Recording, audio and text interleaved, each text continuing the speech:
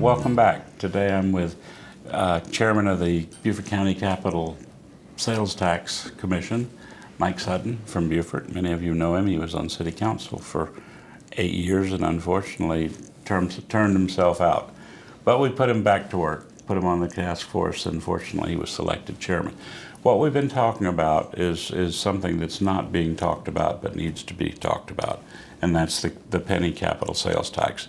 I'm not talking about the school tax, that's a separate issue. We're talking about monies that would be used to help all 4 municipalities, to help Beaufort County, the Sheriff's Department, and others catch up on postponed needs having to do. We've talked about public safety, we've talked about the environment. Let's keep going down our list, Mike, in terms of the categories that y'all selected. Well, one of the categories we haven't really spoken too deep on is economic development and the quality of life issues, and these are things that the Commission felt were strongly to mix in with the penny, so it wasn't all strictly public safety, that it was a balance of projects, as we spoke a little bit on the last episode. But economic development brings to mind a lot of thoughts, and people don't quite understand it most of the time, but what we felt was it was important to look at each region of the county and determine if there was one piece that they're asking for that would help or possibly be a game changer for that community. And some of them include things like the TCL's Culinary Arts Center that would be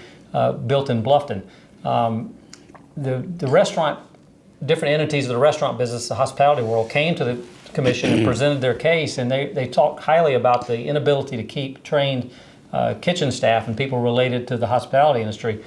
And they pitched an idea of a culinary institute, and they didn't tell us where they would put it, basically, but they said they needed one. The bottom line, the question was, will you help us support the ideals of a culinary institute? And we thought it was very important, and the best location ended up being in Bluffton, and we felt that was a good spot for it, and so we supported it. So if we can get a culinary institute built, it can really help the region as far as training people working in the food and beverage business and give them an associate's degree and certificates related to many layers of stuff that relate to preparing meals and serving meals. The other one was probably equally as important through TCL was their health science building that would be located on the Beaufort campus using one of the old buildings that was part of the Mather school system. So there's a building there that's empty today. The infrastructure is in place, and what they want to do is put in a health science department that deals with several layers of scientific studies that would help. And they basically pitched the concept that they have, through that program, 100% job placement opportunity. They do. And so I've been to their radiology technologist group and their surgical technologist. They all graduate. They all move right into jobs. Unfortunately, some of them are military spouses, and once they get that degree, they're gone.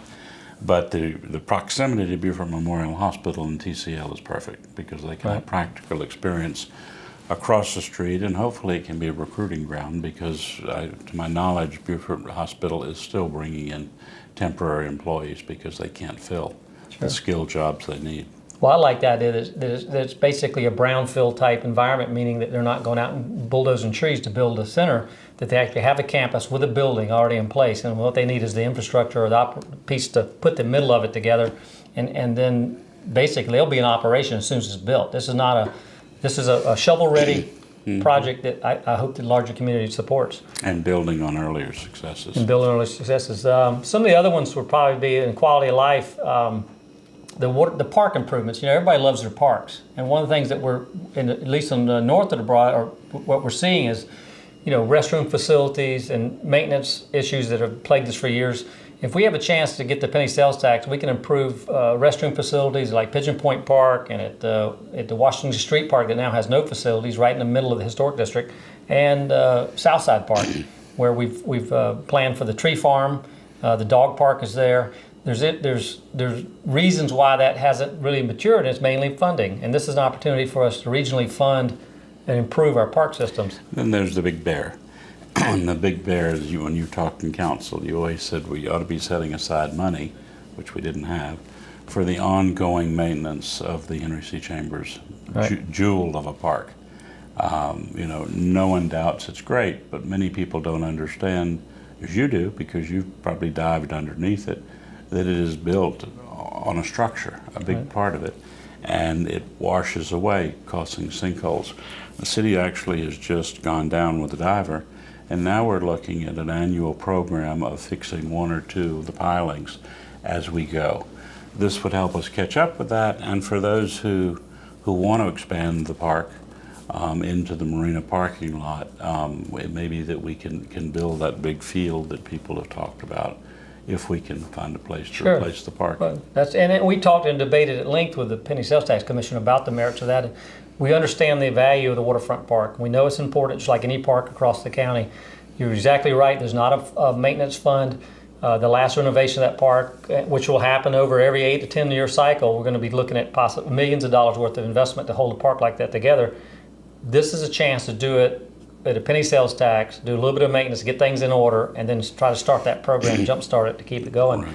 But the waterfront park has to be maintained. It's a regional asset, and we really believed on the commission that this was money well spent, and that the public would accept that fact and support the ideals of keeping our parks as beautiful as they are. Right. Well, there's no doubt that, having been a real estate agent, that our downtown, specifically the park and the historic landmark district, drive the city of Beaufort. They drive those who come here, they drive those who visit here, those who retire here, and it's amenity for people who live in Beaufort.